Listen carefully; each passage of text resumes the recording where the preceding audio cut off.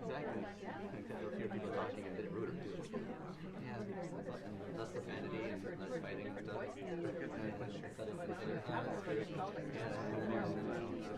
Yes. Okay, so I'm going to now introduce my wonderful partners, and the first two numbers are quartet, and then there's going to be some numbers that are just the dual pianos, and then at the end, the Rodgers and Hammerstein, and I'll talk a little bit in between. So here is Jan Armstrong, and here is Lynn Barber, and here is Paul Ruff.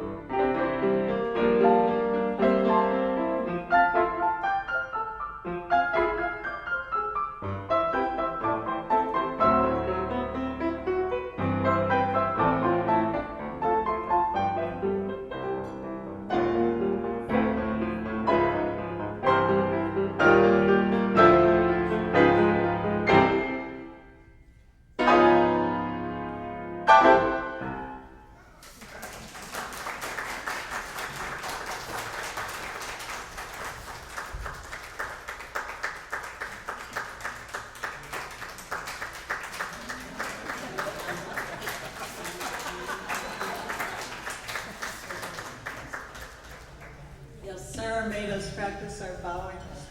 So the next number is from Over the Rainbow. And one of the things you might notice on two pianos, there's some very interesting things about two pianos. This we call piano 1, and this we call piano 2, and there's primo. So I was on primo because it was my birthday, and now that we've done that, and secundo, and then piano 2, primo, and secundo. Now, most two piano music starts where one person starts, which helps everybody else get on board. So you notice on that one, Jan started, and the first beat I come in on the end, and then they start coming in, which is easier, and I think all of the other music is like that, except for Over the Rainbow. So you're probably asking, what's the signal? We have 8 hands beginning at the same moment. How do they do that? So I'll let you in on the secret. So Jan and Paul are going to be looking at each other. I look at Jan's hands, Lynn looks at Paul's hands, and if things work as they did in rehearsal, we actually will start at the same time.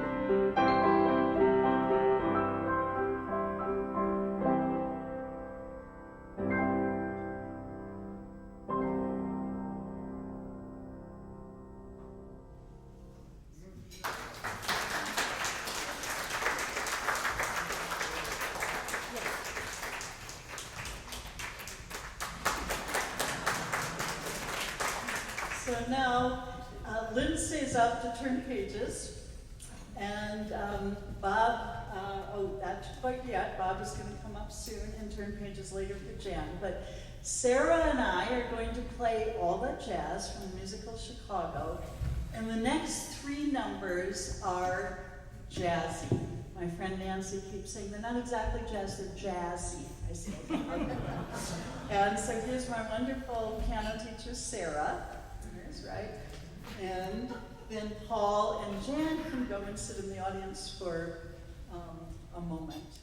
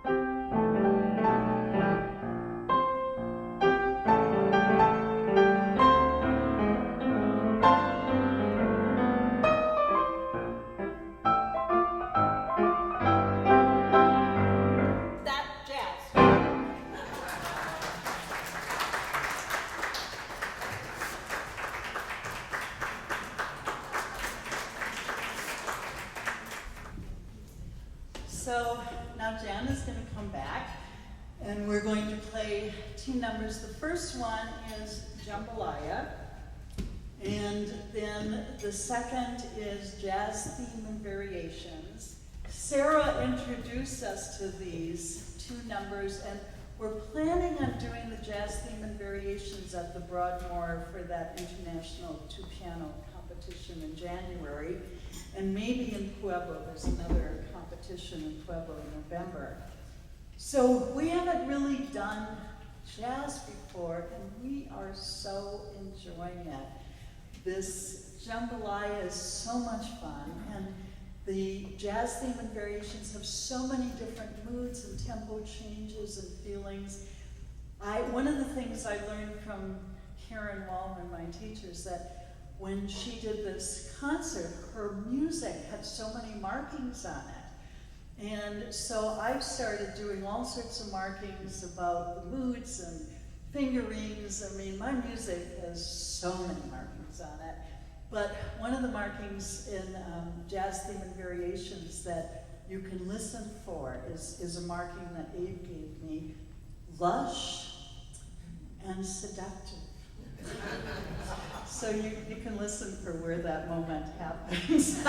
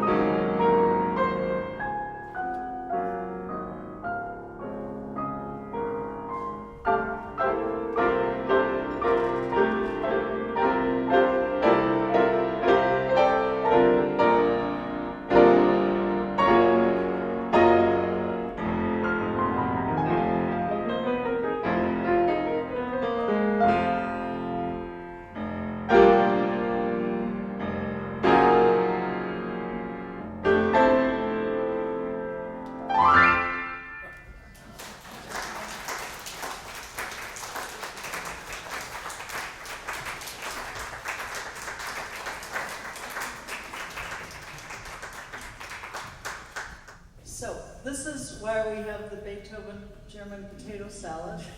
Has to go with a little bit of Beethoven. So this is the first movement of the Sonata in D by Ludwig.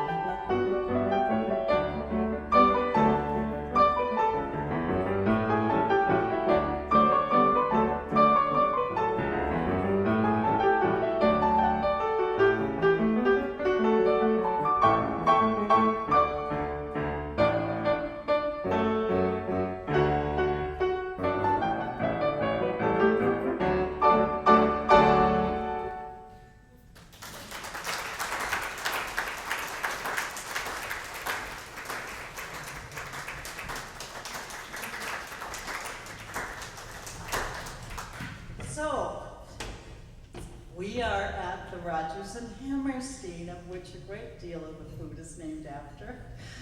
So Lynn and Paul and Jan, come up and I'll tell you about this number. Peter is used to me saying, honey, I have an idea. And he hears that almost daily. And I got to thinking, we all grew up with Rodgers and Hammerstein, and these melodies are just absolutely so beautiful. And there are duets of the melodies like You'll Never Walk Alone and Climb Every Mountain and If I Loved You, but I wanted to do it as a quartet. So then I had to think about, how do you do that? I called ASCAP, which is the music union, and they said, no, we're not the ones to give you permission. And so I had to track it down. It took maybe a month or two to figure out, who do you get permission from? So I went to the person who had arranged the duets I was playing, which was the Hal Leonard Company, and they said, yes, you can get permission from us, what do you want to do? And so I said, well, oh, what a beautiful morning. If I loved you, you'll never walk alone, and climb every mountain. Now you're probably saying to yourself, I wonder how much that cost, right? You're all saying that. So it's $20 for each song. So every time we change songs, you say there's songs, so Linda paid $80 for this, to play these 4 songs. But then I had to get an arranger. So I started thinking, how do you get an arranger who wants to do these kind of musicals, who's really good, who understands where sort of what you want? So it took a while I ended up with talking to someone in Singapore, I talked to someone in Wales, and I was going around, they'd say, well, you know, we might be able to do it, but we're not that interested, but maybe we do it. But finally what happened was Sarah said, what about Grace Hale? Grace Hale is a recent graduate of Colorado College. She's a composer. I had heard some of her music, and when I wrote her, she lives in Chicago, she's ready to go to graduate school in Michigan, and she said, I'd love to do this. So what's wonderful when you get your own arranger is you say, well, here's the level we want it to be, and she kind of works the music. She worked it off the Hal Leonard, she added some things, and there was one part where there were 2 measures that they were hard for my wrist, and she says, I'll fix them. So it's great to have your arranger. You say, well, can you change these 2 measures? So this is a world premiere. Just wanted you to know it's a world premiere because this is the first time this has been put into 2 pianos, 8 hands. It didn't exist before I came up with the idea.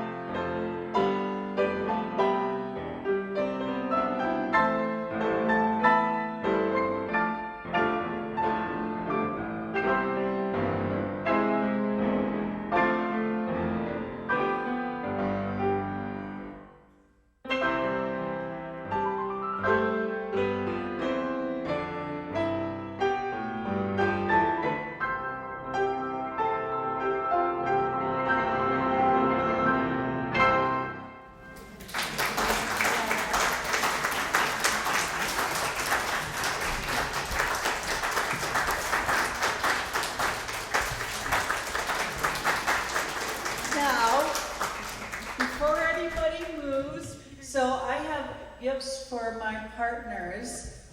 I'll just tell you ahead of time. They're mugs with pianos on them.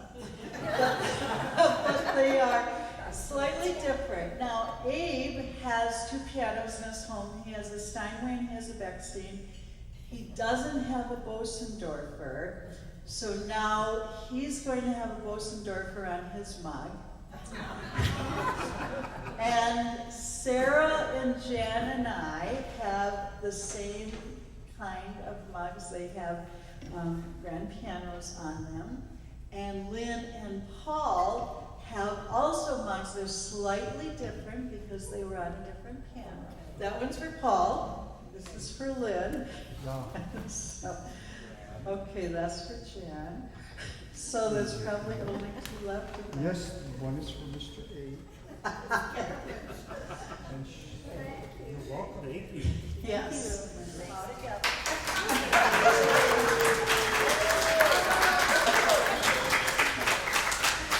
I'm not going to belabor this because Linda told you kind of the history of how this came about. But I'm just amazed at how she was the brainchild of this whole thing. And she was able to bring it all together. And it just was magnificent how it came together. And with the 4 of them, it was just so much fun.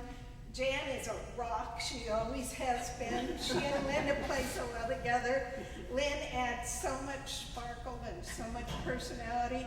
And Paul is another rock. He's actually primarily a bassoon player, but he's a great pianist also.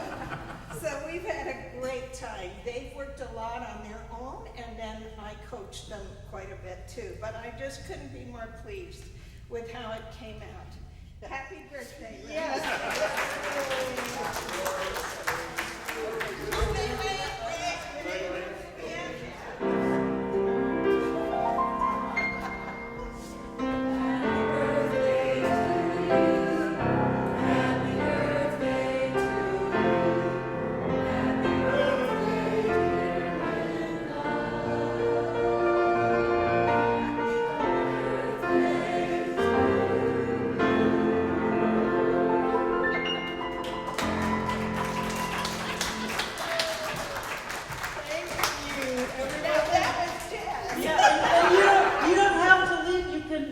Champagne, have some cake, come and talk, whatever. So this is not over. This is now the afterglow part of.